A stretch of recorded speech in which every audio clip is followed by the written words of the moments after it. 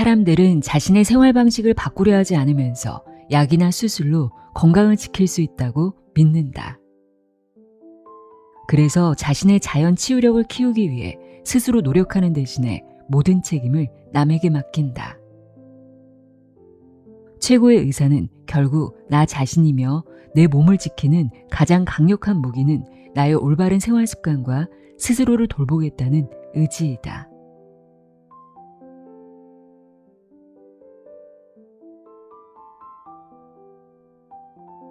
안녕하세요. 나의 소리책갈피 소리내어 읽다입니다. 오늘 함께할 책은 김현정의 의사는 수술받지 않는다입니다. 책 제목처럼 수술을 거부하라는 자극적인 메시지가 아니라 과잉 진료 시대에 내 몸을 어떻게 지킬 것인가에 대한 본질적인 고민을 담고 있는 책입니다. 2012년 출간 당시 의료계에 신선한 파문을 던졌던 베스트셀러인데요. 이번에 개정판으로 새롭게 돌아왔습니다. 저자 소개 읽어드릴게요. 김현정.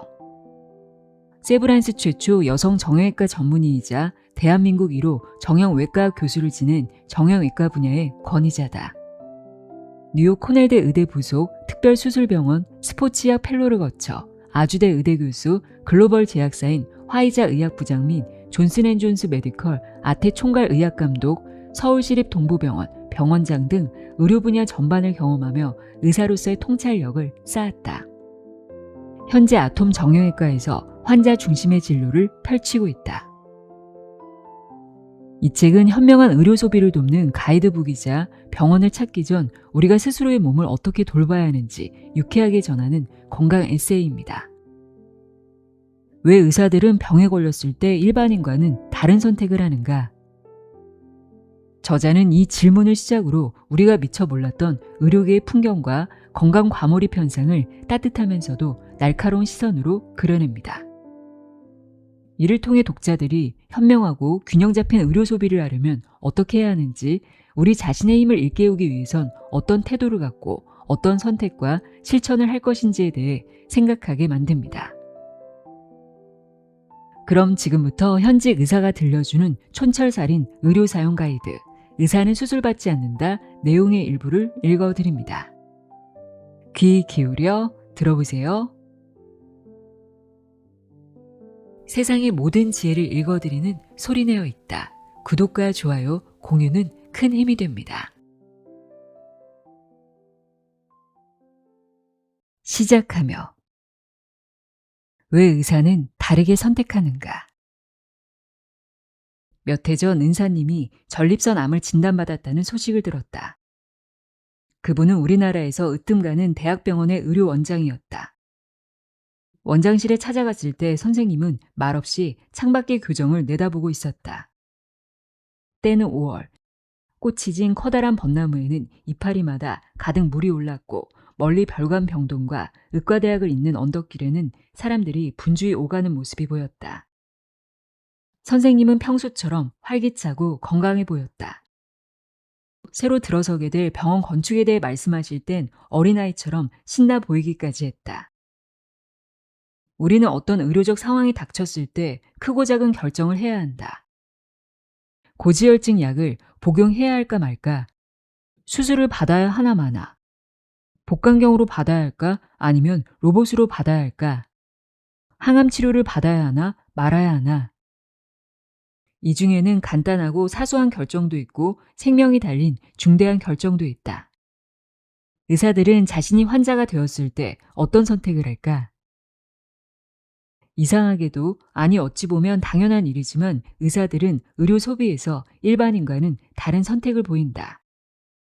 예를 들면 건강검진 받는 비율이 상대적으로 낮거나 인공관절이나 척추, 백내장, 스텐트, 임플란트 등등 그 흔한 수술을 받는 비율도 현저히 떨어진다. 심지어 항암치료 참여율도 떨어진다. 요컨대 검사도 덜 받고 수술도 덜 받으며 몸을 사린다.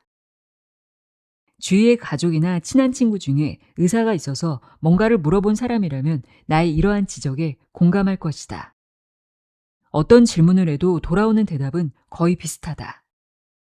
괜찮아. 그냥 지내봐. 좋아질 거야. 이러한 양상은 의사 자신의 전문 과목에서 더 두드러진다. 비유하자면 손님에게는 매일 기름진 진수성찬을 차려내는 1급 요리사가 정작 자신은 풀만 먹고 산다고나 할까? 왜 그럴까? 왜 의사는 자신의 환자들에게 권유하는 처방을 자신을 위해서는 선택하지 않을까? 첫 번째 이유는 잘 알기 때문이다. 현장에서 숱한 투병 과정과 죽음을 이미 지켜봤다. 의료란 양날의 칼과 같은 것이다. 나를 치유하게도 하지만 나를 다치게도 한다. 현대의학은 혜택뿐 아니라 한계와 허상도 있다는 것을 잘 알기 때문에 웬만한 검사나 치료에 섣불리 몸을 맡기지 않는다. 두 번째 이유는 기다리기 때문이다. 요즘 사람들은 대부분 아픈 것을 참지 않는다. 되도록 빨리, 가능하다면 당장 낫기를 원한다. 시간이 걸리더라도 자신의 노력을 기울여서 차근차근 얻을 수 있는 근본적인 치유책보다 꼼짝 안 하고 저절로 낫는 방법에 더 솔깃해한다. 여기 병원에서 신통한 처방이 나오지 않으면 바로 다른 병원으로 가서 약을 타고 수술을 받는다. 하지만 근원적 치료는 자기 자신에게서 나오는 것이며 여기에는 시간이 걸린다. 세 번째 이유는 자유롭기 때문이다. 사실 의료에는 콕 집어 정답이 없는 경우가 허다하다. 하지만 정부에서 정해놓은 진료 지침도 있고 학회에서 권장하는 가이드도 있고 병원에서 독려하는 경영 방침도 있고 보험회사에서 규정하는 수급 기준도 있다. 평소 이러한 장치와 압력에서 벗어나서 진료하기란 쉽지 않다. 따라서 의사는 자기 자신이 되어서야 비로소 이런 부담에서 훨훨 벗어나 가장 솔직한 선택을 할 수 있는 자유에 놓인다. 그들은 보수적이고 보존적이고 최소한의 의료를 신속하고 조용히 선택한다. 앞에서 말한 은사님은 전립선 암에 대한 적극적인 치료를 모두 거절했다. 몇 해가 지나고 마지막에 약간의 통증 치료를 받으신 것 외에는 끝까지 평소대로 지내다가 돌아가셨다. 만일 세상 환자들이 모두 그 은사님 같다면 요즘처럼 야단 법석에 가까운 건강 열풍이나 의료 과잉 현상은 일어나지 않을 것이다. 세상이 한 목소리로 건강을 찬양하고 있다. 미디어와 인터넷은 날마다 새로운 건강법을 알려주고 별의별 질병과 치료에 대해 속속들이 취재하여 그 방대한 지식을 시시콜콜 쏟아내고 있다. 그러나 여기에는 맹점이 있다. 의과대학생 증후군이라고 의대 학생들이 농담처럼 겪고 지나가는 병이 있다. 수업 시간에 어떤 병의 증세에 대해 강의를 듣고 나면 마치 그것이 전부 내 병인 것처럼 느껴지고 염려되는 것이다. 피곤해서 눈썹이 실룩이면 루게릭병은 아닌지, 입이 마르면 당뇨병은 아닌지, 손가락이 뻣뻣하면 류머티즘은 아닌지 하면서 전 국민이 이런 의과대학생 증후군을 겪고 있다. 전체에 대한 이해나 기초가 없는 상태에서 편협하게 습득한 지식은 불필요한 건강 염려증을 부추길 위험이 있다. 진료실에서 만난 환자 중에는 어떤 특정 질병 이름을 언급하며 자신이 그 병에 걸린 것은 아닌지 검사해달라고 오는 사람이 종종 있다. TV에 나오는 것을 보니 자신과 증상이 똑같다고 하면서 말이다. 그 병증을 참 자세히도 외우고 있는데 그럼에도 불구하고 매우 기초적인 건강 원리에 대해서는 뜻밖에도 무지하다. 자기 눈에 든 들보는 그냥 두고 티끌만 빼내려고 한다. 사람들은 저마다 자신이 빚어낸 크고 작은 편견의 우상 속에 갇혀 있다. 때론 아는 게 병이 되고 많은 게 오히려 독이 된다. 지식은 넘치는데 지혜가 부족하기 때문이다. 현대의학은 과학과 기술의 발전에 힘입어 비약적인 성과를 거뒀다. 해마다 놀라운 신약과 진단 장비가 개발되어 왔고 최근에는 유전자 연구와 세포 배양 기술이 임상에 접목되어 새로운 가능성이 제시되고 있다. 하지만 그 결과 사람들은 더 건강해졌는가? 인류의 삶은 더 바람직해졌는가? 이 질문에 선뜻 그렇다고 대답하기는 쉽지 않다.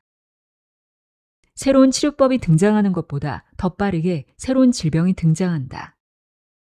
숫자를 좋아하는 사람들은 지표들, 예를 들어 기대 여명이니, 건강 수명이니, 영아 사망률이니, 질병 이완율이니, 운운하며 OECD 자료를 제시하고 조목조목 설명하려고 들 것이다. 하지만 그냥 직관적으로 판단해보자. 과연 그런가? 빛이 강하면 그림자도 짙어진다. 이 책을 쓰게 된 첫 동기는 현장에서 느끼는 안타까움이었다. 여기서 현장이란 임상의사로서 환자를 만나는 진료의 현장만을 가리키는 것은 아니다.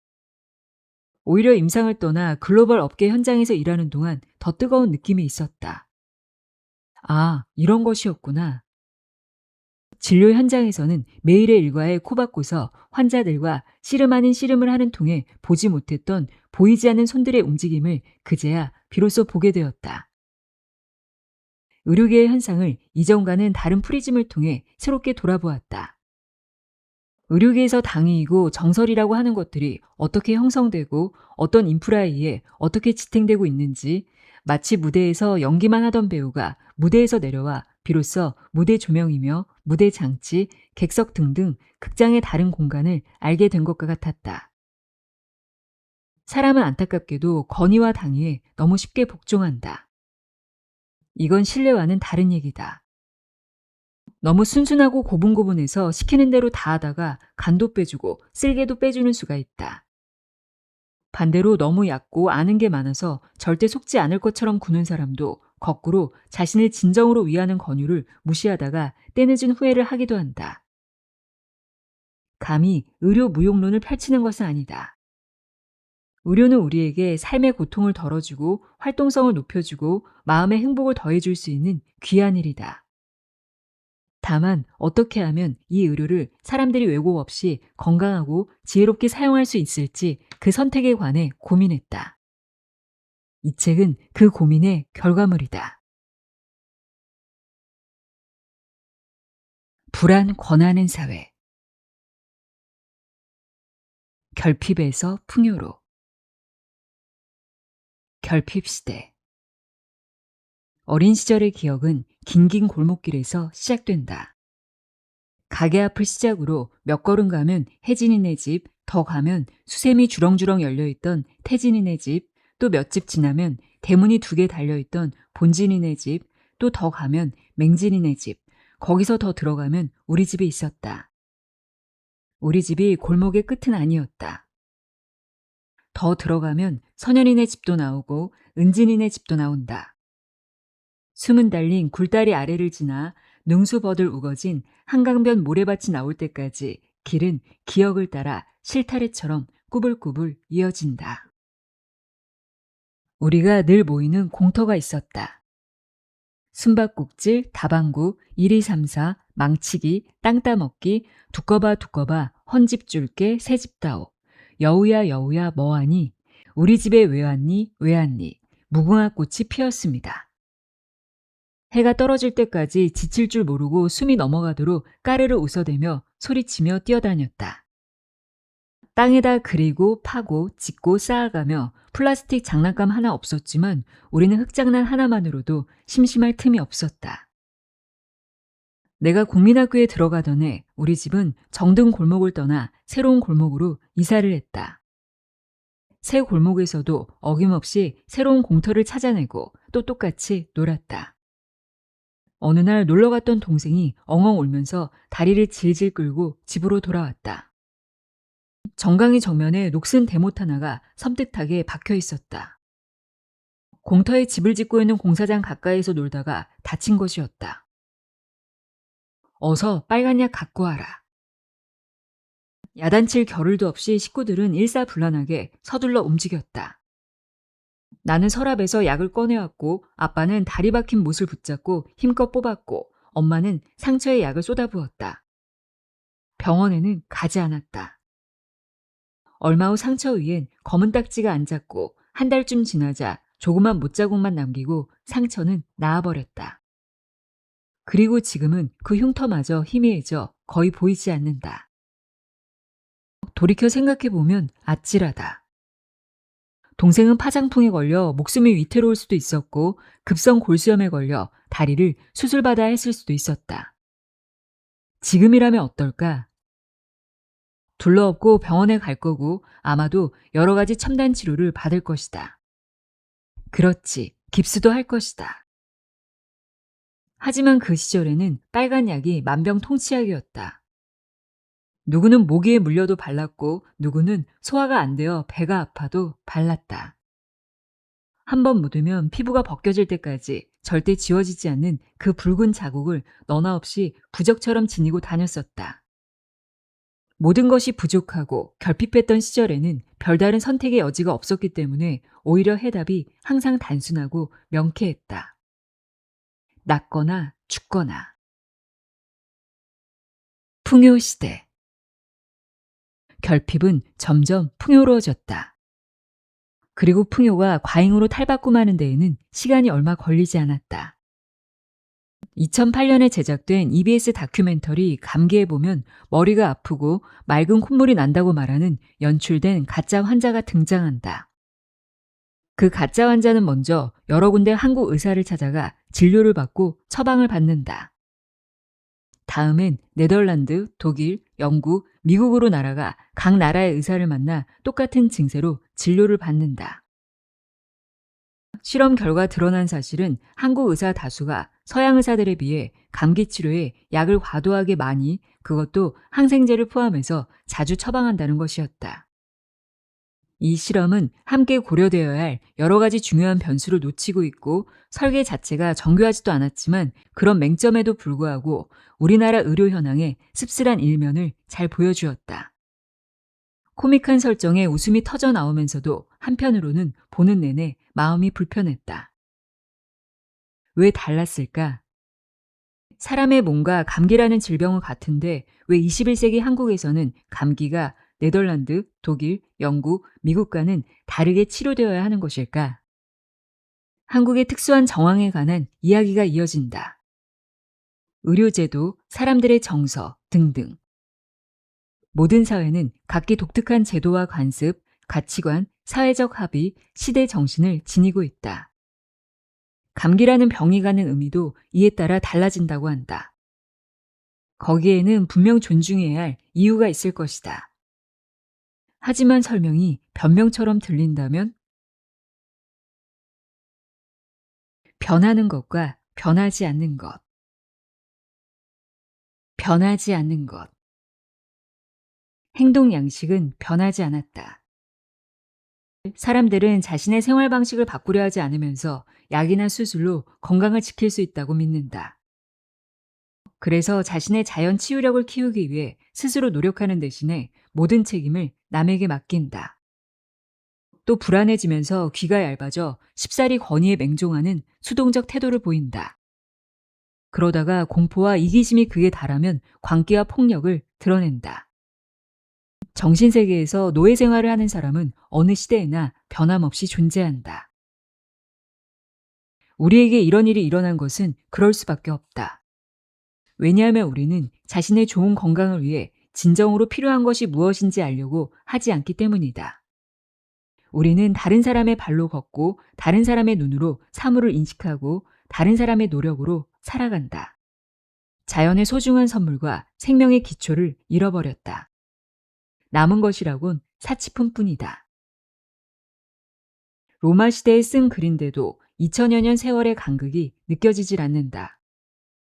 마치 오늘 아침 대한민국의 어느 조간신문 사설을 읽고 있는 것 같다.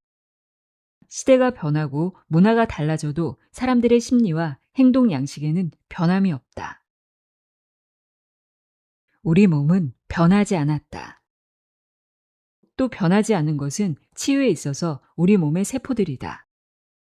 제 아무리 첨단 기술이 발전하고 신묘한 약이 개발된다 하더라도 치유를 일으키는 것은 변함없이 우리 몸이다. 생명은 탄생할 때 이미 자기 몸을 스스로 치유하는 능력도 함께 지니고 태어난다. 원시인이든 현대인이든 이 타고난 치유력은 원천적으로 같다. 다만 현대인에게는 그 잠재력을 발휘할 기회가 별로 없다. 그 전에 서둘러 약을 먹고 수술받기 때문이다. 세상의 그 어떤 약이나 기계나 수술도 우리 몸 대신 치유작용을 일으킬 순 없다. 건강은 변함없이 우리 자신의 체력과 저항력에서 나온다. 의업의 개별성은 변하지 않았다. 사람들은 의료나 병원에 대해 공공의 사회적 가치로 판단하지 않고 개별적 경험으로 판단한다. 개별적 경험이란 에피소드적 형태로 친절하다, 엉망이다, 용하다, 돌팔이다, 깨끗하다, 비싸다 하는 것이다. 이런 언어적 판단은 일반인이 의사보다 더 정확하게 내릴 수 있다. 바로 그 때문에 모든 의료가 사회가 정한 틀에 맞춰 돌아가고 있으면서도 우리 각자에게 개별적이고 주관적이고 선택적인 것이 된다. 겪는 내용에 따라서 말이다. 이것이 바로 의료의 개별성이고 그래서 의료는 태생이 사치제다. 의료 자체가 다 개별적 경험으로 포섭되기 때문이다.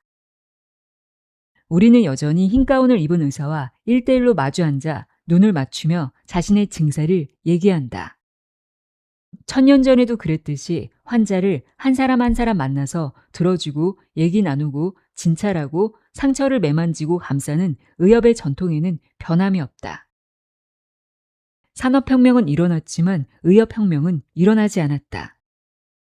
비능률적임에도 불구하고 이 호사스럽고 아름다운 풍경은 계속되고 있다. 의료는 근본적으로 사치품이기 때문이다. 기원전에도 지금도 진료실의 그 몇 분 사이에 환자와 의사 사이에서 일어나는 밀도 높은 인격적 케미스트리는 의료의 신비이고 마지막 보루다. 의료의 접점이자 최전선인 환자-의사 관계는 여전히 살아있다. 판도라 상자 바닥에 남아있는 연약한 희망이다. 아직 기적을 기대할 수 있다. 땀 흘려 본 게 언제지? 자신이 해야 할 몫은 남아있다. 2달 전에 발목을 삐어서 반깁스를 며칠 했는데 아직도 걸을 때마다 옥신거리고 힘이 없다고 하는 30대 남성이 내원했다. 물리치료를 내내 열심히 받았는데도 차도가 없다고 한다. 약 먹으면 낫나요? 물리치료 몇 번 받아야 낫나요?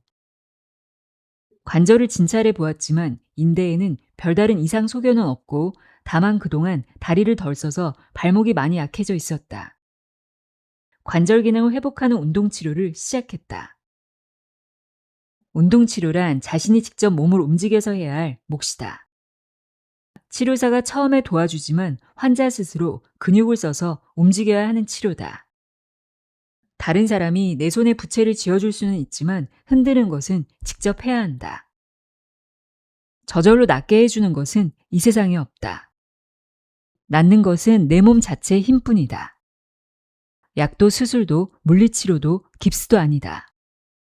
특별한 무슨 주사니, 충격파니, 초음파니, 레이저니, 로봇이니 해도 그 무엇도 내 몸을 낫게 해주지 못한다.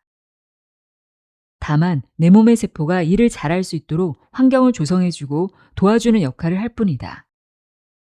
그래서 평소 영양 상태가 좋고 체력을 잘 관리해온 사람은 병에 걸리거나 수술을 받은 후에도 회복이 잘 된다. 결국 낫는 일은 자기가 하기에 달렸다. 굳은 살.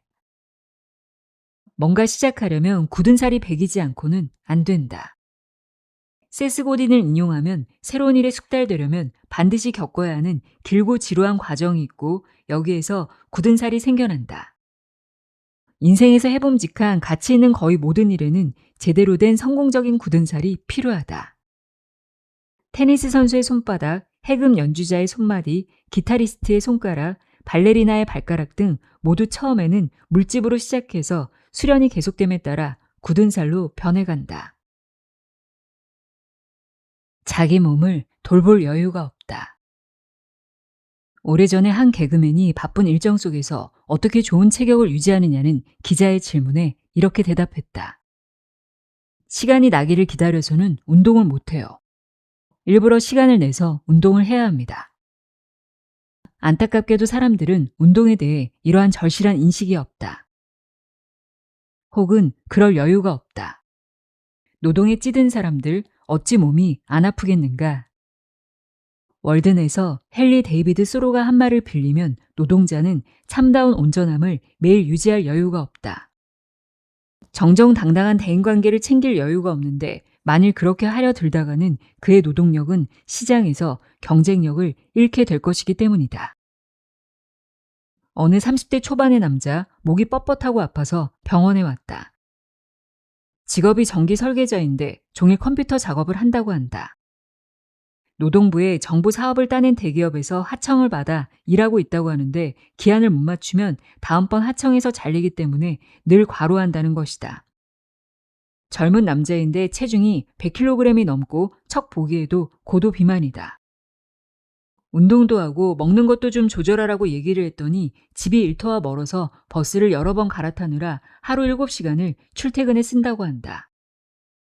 어찌 그렇게 먼 데서 다니느냐, 이사를 하지 그러냐 했더니 건축 공사장이 몇 달마다 바뀌기 때문에 어쩔 수 없다고 한다. 다시 소로의 말을 빌리면 지나친 노동으로 투박해진 그들의 열 손가락은 인생의 아름다운 열매를 딸 수 없을 정도로 떨리는 것이다. 엑스레이는 그 사람 인생을 보여준다. 구두장이는 구두로 사람을 판단하고 양복장이는 양복을 보고 사람을 판단한다. 의사는 엑스레이로 사람을 본다. 엑스레이 사진은 병의 이력만 보여주는 게 아니라 지층처럼 켜켜이 쌓여온 그 사람의 인생 이력까지 보여준다. 고생을 많이 하셨군요. 참 곱게 사셨네요. 나이 70에 보기 드문 무릎입니다. 어려서 부러졌다가 붙은 뼈, 결핵 앓은 자국, 석회화가 진행된 임파선 꾸러미, 담낭 수술 때 박은 뱃속의 클립이며 머릿속 코일 같은 질병의 흔적 외에도 배가 나왔는지, 등이 굽었는지, 무릎은 얼마나 닳았는지, 치아가 몇 개나 남았는지, 성장판은 얼마나 열려있는지, 자세는 바른지 등등 엑스레이 투시를 통해 숨김없이 드러난다. 지나온 세월과 앞으로의 시간도 보인다. 아직 키가 더 크겠구나 이런 말에 아이와 부모가 함께 좋아한다. 한편 나이가 들수록 개인차는 점점 더 현격하게 드러난다. 가끔은 같은 나이의 사람이더라도 엑스레이에서는 몹시 다르게 나타나기도 한다. 사진을 보자. 37세의 왼쪽은 척추 곡선이 날렵하게 살아있지만 오른쪽은 배가 나오고 여기저기 살이 붙고 척추 곡선이 뻣뻣해지기 시작했다. 어느 삶을 살겠는가? 전적으로 자신의 선택이다. 사이보그라도 괜찮아. 임플란트 전성시대. 정형외과에서 경추 엑스레이를 찍다 보면 근처의 치아도 함께 나오게 된다. 손대지 않은 천연 그대로의 멀쩡한 치아를 지닌 사람은 손에 꼽을 정도로 드물다. 40대 이상은 물론이고 30대, 심지어 20대도 임플란트 몇 개는 갖고 있는 수가 많다. 인공 혹은 이식.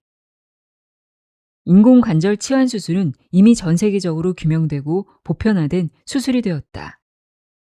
그렇지만 인공관절이 아무리 발달하더라도 본래 자연상 관절에는 절대 미치지 못한다는 것은 전문가라면 누구나가 인정하는 사실이다. 미국에서 시행되었던 어느 조사에 따르면 무릎 인공관절 수술을 받은 사람들 1000여 명에게 몇 가지 질문을 했다. 평소 통증은 어떤지, 구체적으로 일상생활을 하는데 어떤 불편이 있는지 그런 일반적 질문이었다. 그 중에 시선을 멈추게 하는 한 질문이 있었다. 당신은 무릎에 인공관절 수술을 받았다는 것을 평소 얼마나 인식하고 사십니까? 이 질문에 응답자의 전원인 100%가 한시도 잊을 수가 없다고 대답한 것이다. 그들은 무릎 안의 이물감을 한시도 잊어본 적이 없다는 말이다. 통증 정도나 기능의 문제, 기기의 수명 문제 등등 다른 이슈는 제쳐놓더라도 이 한 가지 사실만으로도 상당히 놀랍다. 절대 말짱하지 않다는 뜻이다. 사람들은 보통 자신이 이미 해버린 선택에 대해서는 합리화하고 미화하려는 경향을 보인다. 수술 결과에 대한 조사에서도 같은 값이면 다홍치 말하고 보통 좋은 쪽으로 대답하는 경향이 있는데 이를 고려하면 더욱 놀라운 결과다. 심장질환의 주류가 예전엔 판막 질환이었다면 지금은 단연 혈관 질환이다. 수도관 파이프를 연상하면 쉽게 이해된다. 수도관 안에 녹이 슬고 부식된 침착물이 붙어서 좁아지게 되면 수돗물 공급이 원활하게 이루어지지 않을 것이다. 사람의 심장에도 이런 수도관 같은 혈관이 지나가는데 이를 관상동맥이라고 부르고 이 관상동맥에 콜레스테롤이 쌓이고 좁아지면 심장의 혈액 공급에 지장이 생긴다. 그래서 심장이 아프게 된다.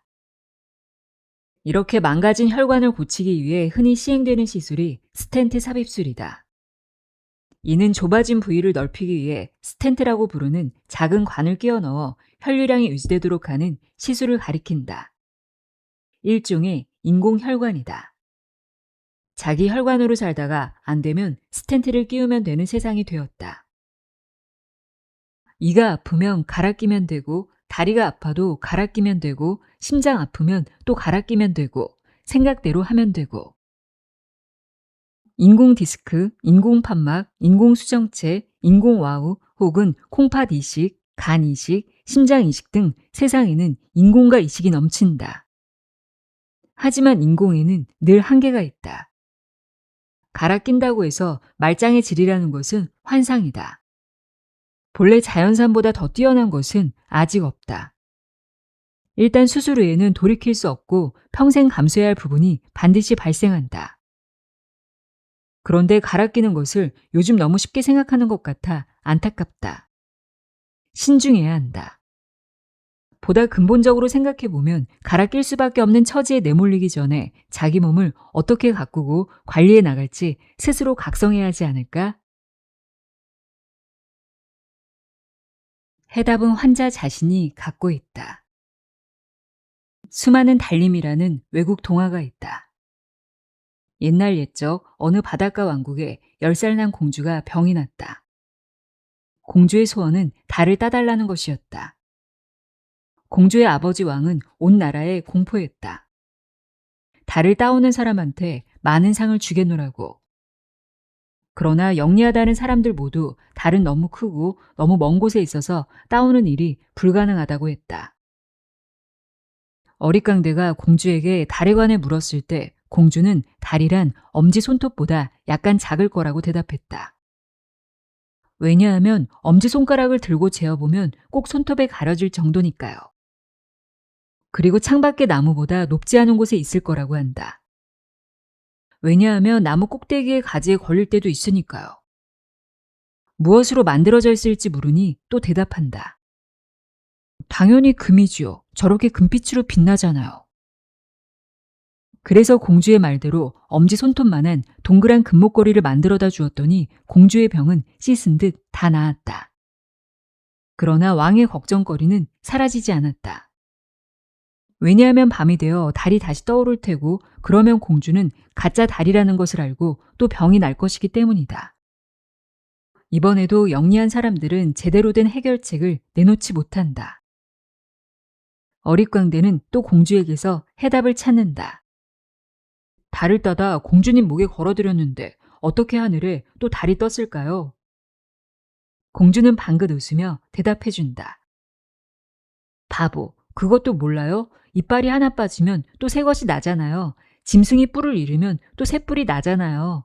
꽃을 자르면 또 새 꽃이 돋아나잖아요. 달림도 마찬가지예요. 이렇듯 해답은 환자 자신이 갖고 있는 수가 많다. 아, 그렇구나. 환자 스스로가 해석한 말에 무릎을 치며 탄복할 때가 자주 있다. 의사는 환자로부터 배운다. 의사 입장에서는 너무 영리하게 미리 달릴 필요가 없다. 의학 지식만을 들이대다 보면 정작 환자 자신이 원하는 부분을 놓치는 수가 있다. 의사는 강박을 내려놓으시라. 의사는 치유자가 아니라 치료자다. 치유란 환자 몸 안에서 스스로 일어나는 자연의 섭리이고 치료는 그걸 도와주는 의료 행위다. 완벽이라는 강박을 내려놓으면 한결 행복한 의사가 될 수 있다. 행복한 의사가 환자도 행복하게 만든다. 엑스레이 안 찍어봐도 돼요? 다시 찍게 해주세요. 엑스레이 안 찍을래요. 만날 찍어봤자 똑같아. 같은 문제를 놓고도 환자마다 너무 다르다. 유학 간 아들이 손목도 아프고 발목도 아프고 병사용 진단서 안 될까요? 회사에서 병 가내려면 진단서가 필요해서요. 수급받으려는데 동사무소에서 근로능력 평가서를 받아오라네요. 필요한 건 치료가 아니라 서류다. 줄넘기를 많이 하더니 발바닥이 아프다고 해서요. 손목 터는 습관이 있는데 이거 병인가요? 별별 사소한 문제로 병원에 온다. 그렇게 설명을 듣고 나니 안심이 되네요. 그럼에도 모든 사람이 원하는 것은 안심이다. 많은 경우 의료의 본질은 사치제다. 덜 아프게, 더 잘 뛰게, 더 튼튼하고 건강해지게. 끊임없는 세심함과 개별성을 요하는 사치제다. 불안이라는 괴물. 하나의 괴물이 지금 세상을 배회하고 있다. 불안이라는 괴물이다. 괴물은 사람들 마음속을 돌며 약한 곳에 파고들어 자리 잡고서 우리를 아우성치게도 만들고 침울하게도 만들고 여기저기 쑤시고 아프게도 만든다. 쓸데없는 검사를 받게 하기도 하고 겁 없이 큰 수술을 덜컥 받게도 만든다. 효과가 있는지 없는지 알 수도 없는 약을 평생 꼬박꼬박 챙겨 먹게도 만들고 별의별 보험을 몇 개씩 들어놓고 그 보험금을 내느라 쩔쩔매도로 스스로에게 자발적 족쇄를 채우게 만들기도 한다. 불안이라는 것은 포식자들이 호시탐탐 노리고 있는 냄새나는 표적이고 기름진 먹잇감이다. 불안을 이용해 선거에서 승리하고 불안을 이용해 보험에 들게 하고 불안을 이용해 충성을 강요하고 불안을 이용해 실적을 압박하고 불안을 이용해 물건을 판다. 철학이 없는 사람들은 삶의 방향과 이유를 잃고 불안에 쉽게 휩쓸린다. 이런 사실로부터 두 가지 점이 도출된다. 첫째, 우리가 느끼는 불안에는 조장되었거나 근거 없는 것이 많다. 둘째, 불안의 근본 해결책을 우리 자신에게서 찾아볼 필요가 있다. 마음의 힘을 키운다. 쾌활함이 약이다. 어느 70대 노인, 엉덩 관절이 슬금슬금 아프다고 병원에 오셨다. 몇 달 전에도 다른 병원에 가서 물리치료를 받았는데 그래도 계속 아프단다. 이런저런 병증을 파악하고 현재 복용 중인 약을 체크하고 진찰을 하는데 문득 환자분이 말씀하신다. 정형외과 의사 선생님들은 참 쾌활하단 말이에요. 나는 이 말이 참 좋았다. 의사들의 활달한 태도는 환자들에게도 전염된다. 그리고 거꾸로 환자들이 즐겁게 말하면 의사들도 힘이 난다. 쾌활함이란 치유력이 엄청난 보이지 않는 처방이고 약이다. 어느 60대 아주머니가 어깨가 아프다고 내원했다. 남편이 좋아하는 음식 만드느라 맥반석 솥에서 누룽지를 만들어 긁었고 손으로 감자를 갈았다고 한다. 평소 단련이 안 되어 있던 근육을 갑자기 무리하게 쓴 것이다. 하지만 이분은 금세 좋아질 것으로 보인다.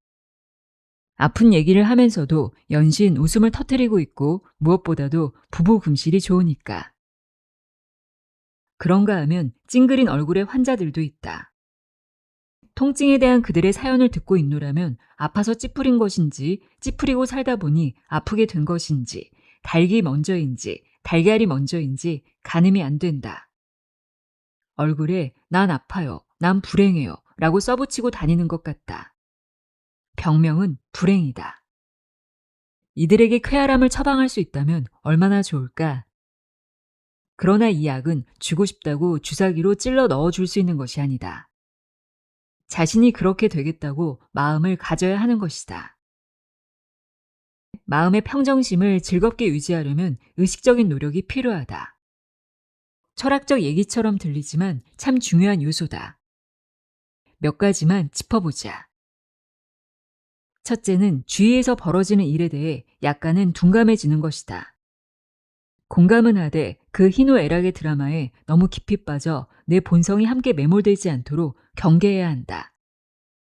예민한 의식을 지닌 사람일수록 더 쉽게 사로잡혀 정서적으로도 신체적으로도 아플 수 있다. 둘째는 작은 것에 감사하고 기뻐하는 습관을 들이는 것이다. 우리 세대가 어렸을 때는 집에서 뜨거운 물이 나오는 것은 상상할 수가 없었다. 큰 주전자에 물을 끓여다가 세수대야에 붓고 찬물과 섞어가며 씻곤 했었다. 물론 그때도 틀면 나오는 뜨거운 물이라는 아직 평준화되지 않은 미래를 이미 경험하고 있는 집도 있었다. 어쨌든 그래서인지 어른이 된 지금 아침마다 샤워기를 틀어 따뜻한 물이 머리 위로 쏟아질 때면 나도 모르게 감사해 하는 말이 저절로 나온다. 이런 호사를 누리다니.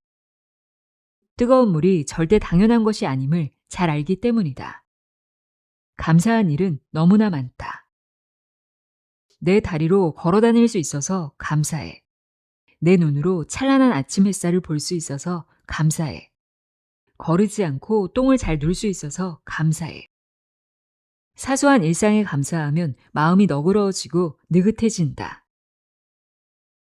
셋째는 기분 안 좋은 일이 생기면 잠시 하던 일을 멈추고 마음을 다스리는 것이다.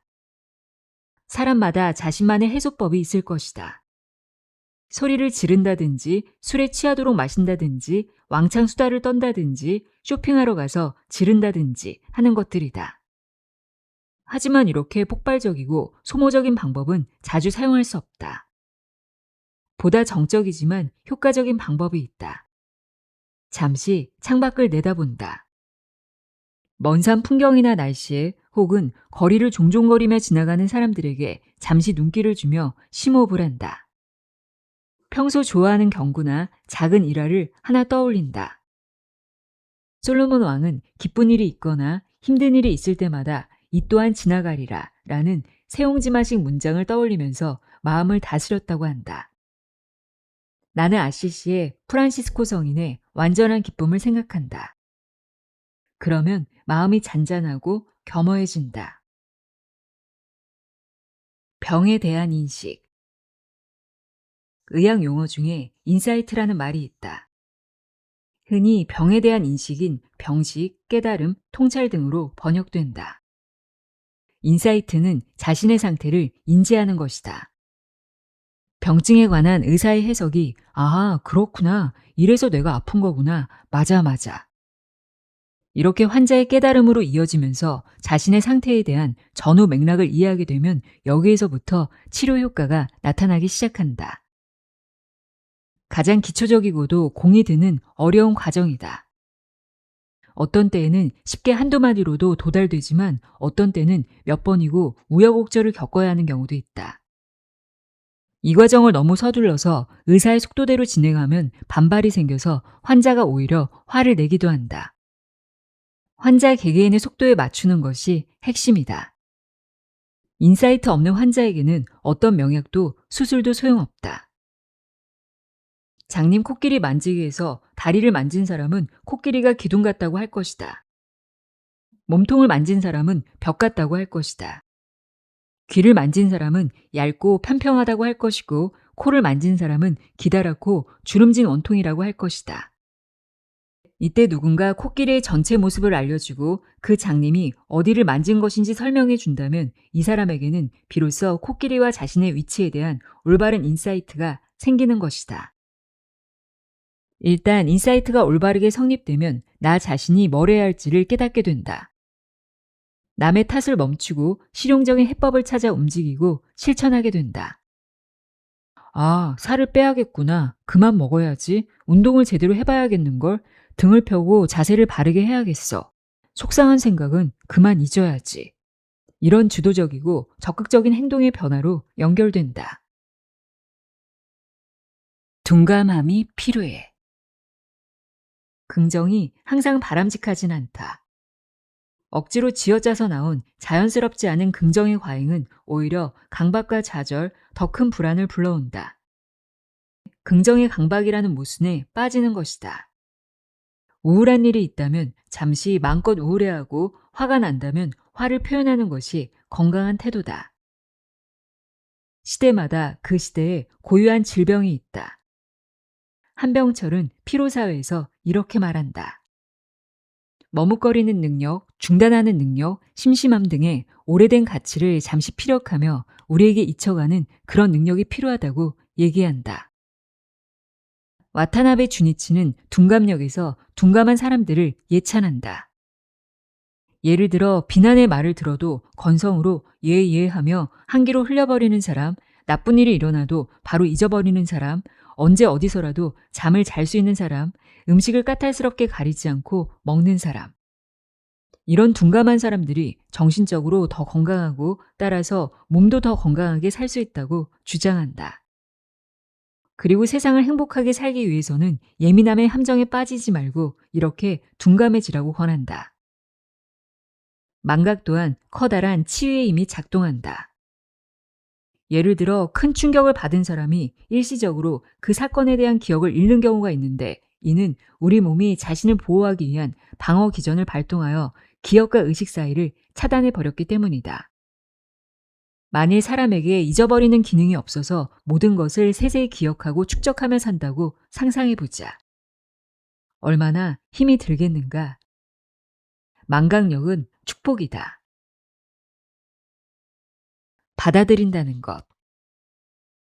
자기 몸의 변화를 이해하는 것, 노화 현상을 받아들이는 것, 그리고 병과 어울려 잘 사는 것. 여기에 지혜가 필요하다.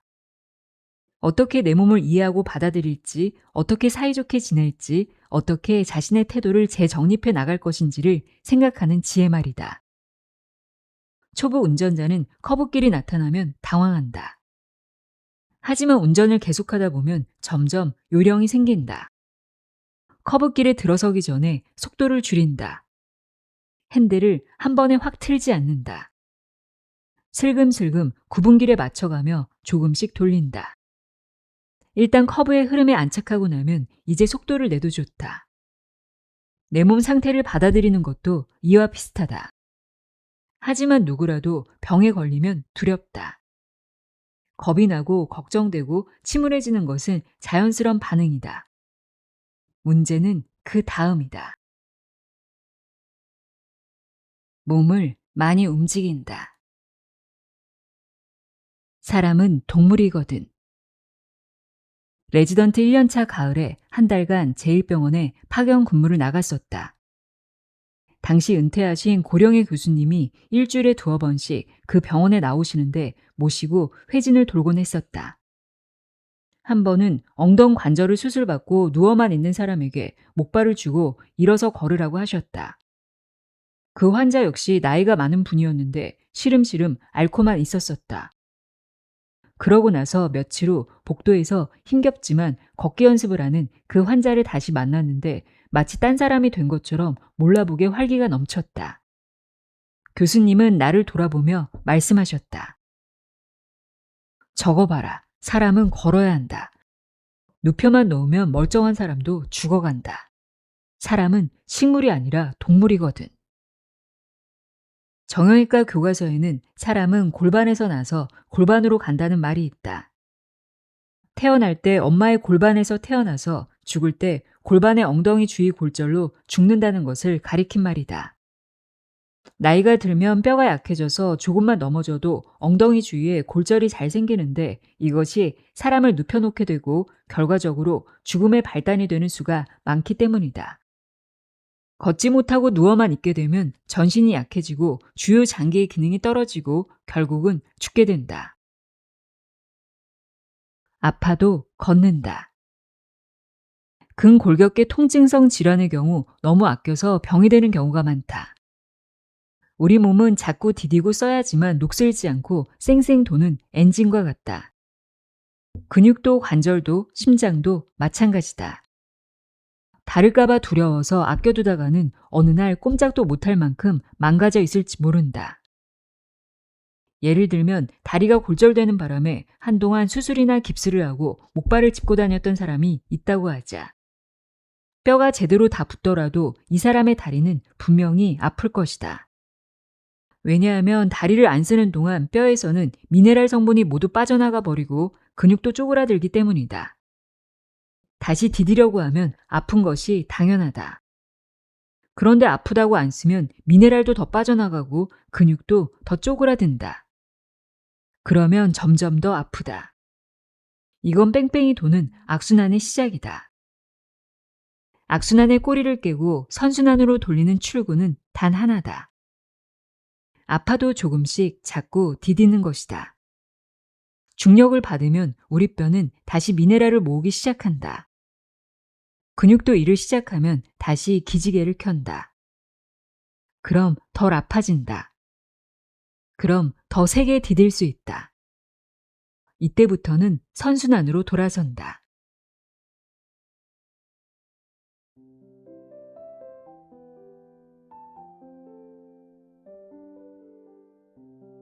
의사는 수술받지 않는다 읽어드렸습니다.